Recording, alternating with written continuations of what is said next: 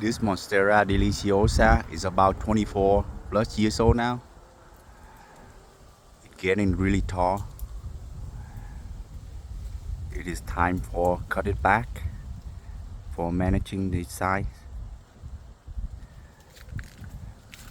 I already did aerate it.